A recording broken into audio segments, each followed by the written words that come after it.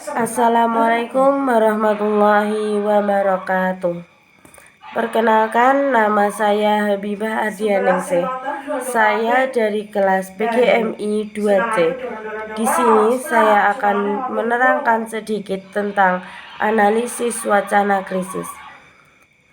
Analisis wacana kritis yaitu sebuah media pengungkapan kekuasaan ataupun dominasi dan ketidaksetaraan yang dipraktekkan, direproduksi, atau dilawan oleh teks tertulis maupun perbincangan dalam sebuah konteks sosial dan politis.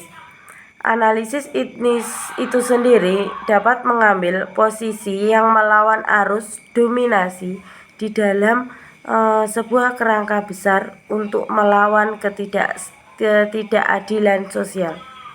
Analisis wacana kritis itu sendiri yaitu sebuah pendekatan analisis yang dapat digunakan untuk memahami sebuah makna dan struktur teks secara kritis. Pendekatan tersebut dapat didasarkan pada sebuah pemikiran bahwa bahasa dan teks merupakan sebuah alat yang sangat penting yang terdapat di dalam pembentukan dan reproduksi kekuasaan maupun ideologi di dalam masyarakat.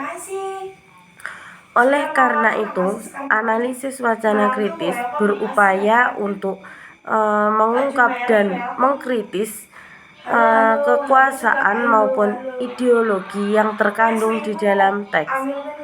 Adapun beberapa langkah yang dapat dilakukan di dalam wacana kritis tersebut, antara lain pengumpulan data. Pengumpulan data itu sendiri merupakan sebuah data yang dapat dilakukan melalui berbagai sumber seperti artikel, berita, buku, pidato, iklan, maupun media sosial. Yang selanjutnya yaitu identifikasi sebuah teks. Setelah data terkumpul, identifikasi sebuah teks yang akan dianalisis. Identifikasi ini dilakukan untuk memastikan bahwa teks tersebut sesuai dengan topik dan tujuan analisis. Yang selanjutnya yaitu penentuan konteks. Penentuan konteks sendiri dapat ditentukan atau dapat melatar belakangi sebuah teks yang akan dianalisis. Konteks tersebut meliputi faktor-faktor seperti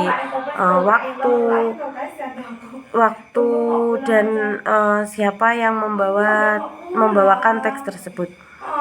Yang selanjutnya yaitu analisis makna. Analisis makna dapat bertujuan untuk memahami makna literal dan konotatif dari sebuah teks. Makna tersebut dapat melibatkan sebuah identifikasi maupun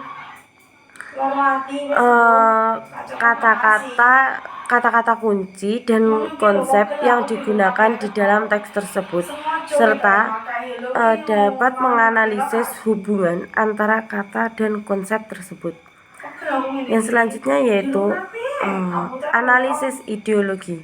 Analisis ideologi bertujuan untuk mengungkap sebuah ideologi yang terkandung di dalam teks tersebut dan dapat melibatkan nilai, norma, dan keyakinan yang terkandung di dalam teks dan analisis bagaimana teks ideologi tersebut dapat berperan di dalam pembentukan dan reproduksi kekuasaan. Yang selanjutnya yaitu evaluasi dampak. Evaluasi dampak dapat bertujuan untuk menilai dampak teks pada masyarakat maupun kelompok tertentu, yang dapat melibatkan sebuah analisis yang isinya bagaimana teks tersebut dapat mempengaruhi sikap dan perilaku serta pandangan masyarakat terhadap topik yang dibahas. Yang terakhir yaitu analisis wacana krisis memiliki banyak aplikasi, termasuk di dalam bidang jurnalisme, politik, dan pendidikan.